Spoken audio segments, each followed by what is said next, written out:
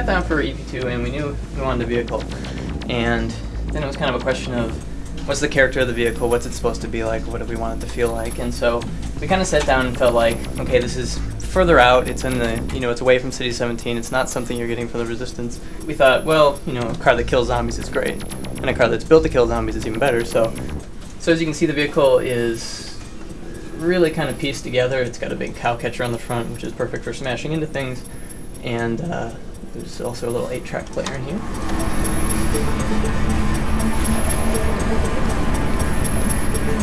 So yeah, Josh created the system to allow non-player characters to ride in the vehicle, and then just extended that, made it fully general so that riding could be jumping on and hanging on to any part of the vehicle. And when characters are riding in the vehicle, they get the momentum from the turns and all of that stuff, and they can present that in their animation. So if you've seen the classic thing in the action movies where the guy jumps on the hood and swinging back and forth, that's pretty much what we wanted to go for. So it's pretty cool to see. I remember we had a bug when we were playtesting the prison in Half-Life 2. This was pretty late in development. And there's that Vortigaunt in the prison that got out and was running around shooting antlions, basically. And we were like, wow, that's really cool. It makes me want to run alongside him and fight antlions with him.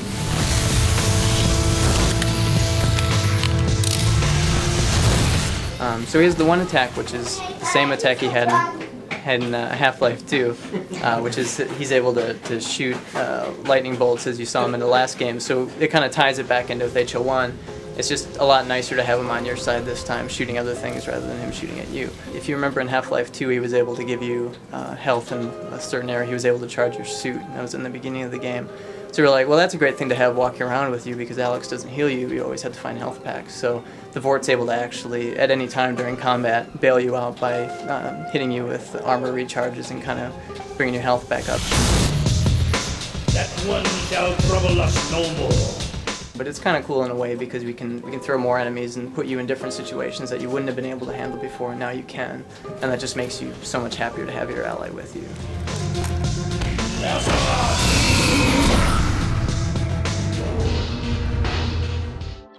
In episode 2, where we're pushing out of the familiar confines of Half-Life 2, out of City 17, we've been outside of the city before, but we're seeing, heading north, we're seeing some environments we've never seen before. We wanted to create these fun combat arenas that were fairly non-linear and open-ended in terms of how the player attacked them. And that led to, this forest setting.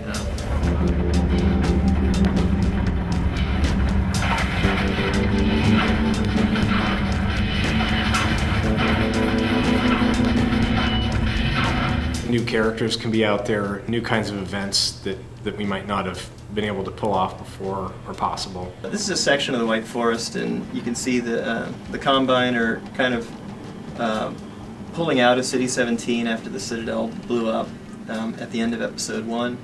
And the player is traveling through this countryside trying to get to a missile silo that's in the White Forest, you don't know where, to rendezvous with Resistance scientists that are working on a super important project up there.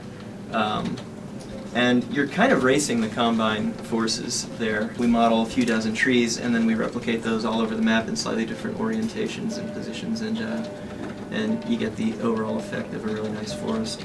And as you can see, we're building sort of bigger, grander outdoor environments than we did in Half-Life 2, and we hope that kind of gives the episode a more epic feel.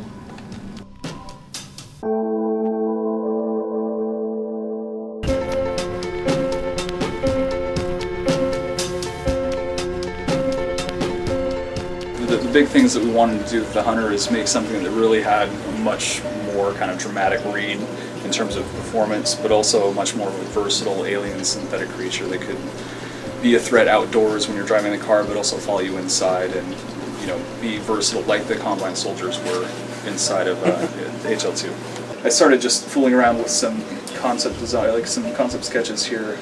It's usually how I start off, just doing quick little ink thumbnail sketches. And eventually this kind of form evolved. It has more of an interesting leg shape than, say, the big strider because it has a dog leg in it and it gives you more kind of a graphic silhouette read when you're looking at it. I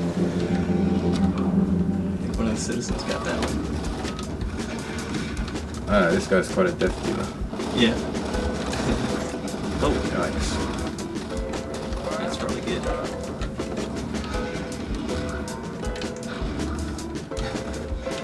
Yeah, the hunters are. beating. The hunters are somewhat susceptible They're pretty tough. to physics damage, but they are pretty tough. They do take a beating, so usually takes a while to bring one down. Just behave yourself, please. Just let me get him.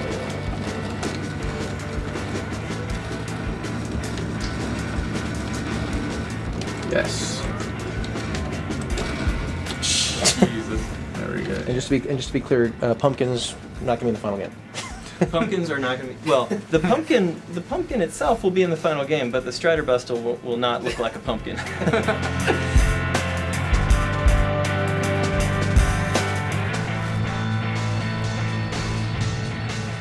Our cause seems hopeless.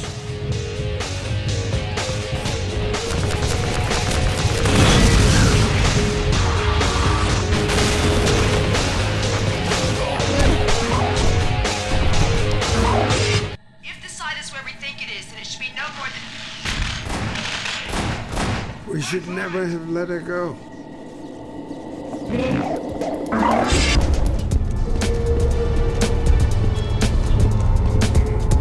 Activated. Searching. Hibernating.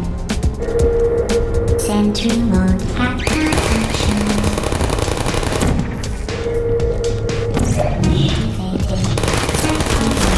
Every year, DigiPen holds an expo where they bring in game developers to take a look at student projects.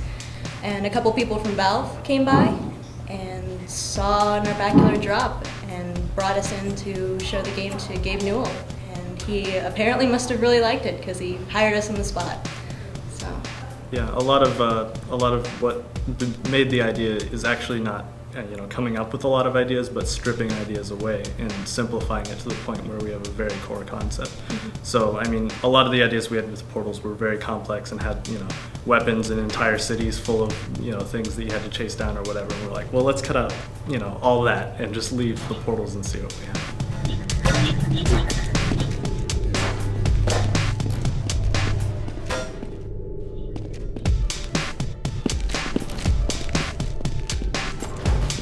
And you mentioned before that you're working on a multiplayer mode right now. Yeah, it's something that we're planning on coming out with next. Right now, Portal's only slated to be released as single player mode, but we definitely are working on it. I mean, I'm just kind of wondering, how would you do that? I mean, would it be like a cooperative puzzle solving thing, or would you turn it into a competitive, beat the puzzle before someone else? Or? Well, I mean, we have a bunch of ideas, Right. but we haven't figured out exactly which one we're going to go with yet. Okay.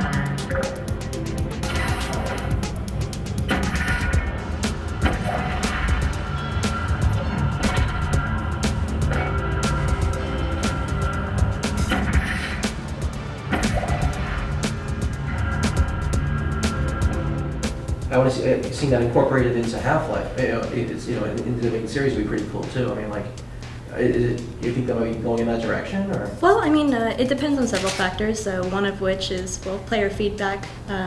Whether or not people want a Portal 2, or if they want to see it integrated into the other Half-Life single-player games. And another thing too is we have several factors right now, like the AI, for instance. It doesn't quite understand how to navigate through portals. Putting it in the Half-Life 2 universe gives us a whole range of story things that we can use. I think the environments lend themselves more to figuring out how to complete each challenge. With being a simplified test chamber kind of environment, I think really lends itself to the gameplay. So is it set in the Half-Life universe then? Yes.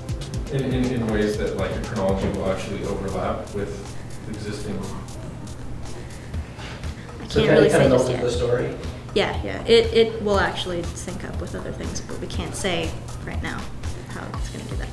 Well, the Exactly. character that you're using is, or going to be playing as, is a new character in the Half-Life universe that will, the origins of this character will be clear eventually.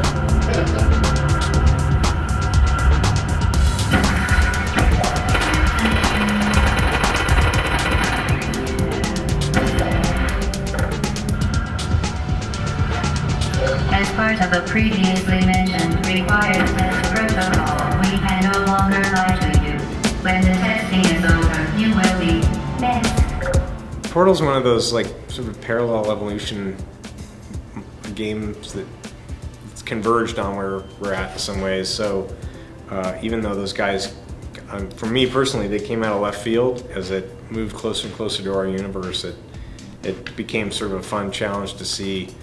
Oh, they fill some gaps that we've had. We're like, oh, that'll fit in perfectly in this place, so I didn't know what we were going to put there.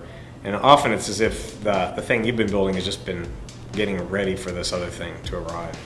So that's kind of how I feel about Portal. Is it solves some problems for us going forward, and it raises its own unique set of challenges. But it's pretty fun stuff to think about from just the story point of view.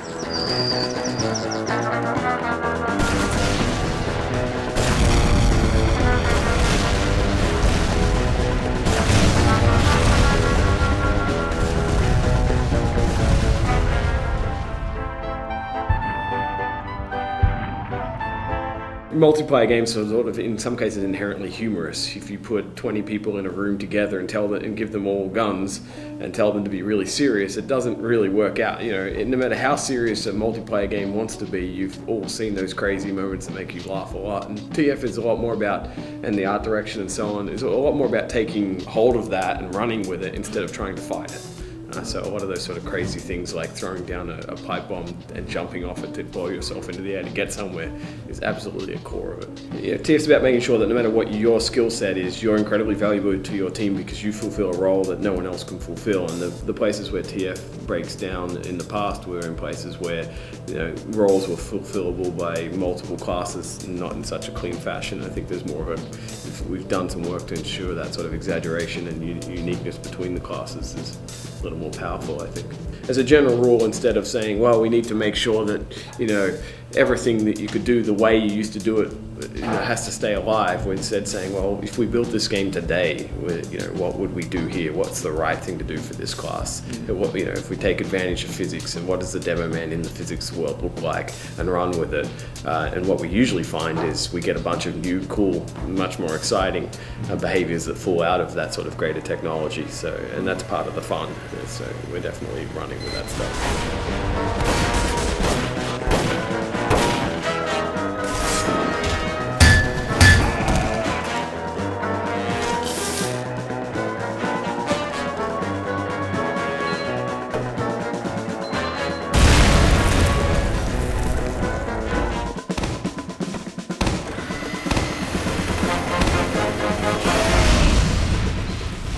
Actually, like all of our products, really, TF2 is an ongoing thing. We're going to keep building on it. The day we ship, we're not done with it by any means.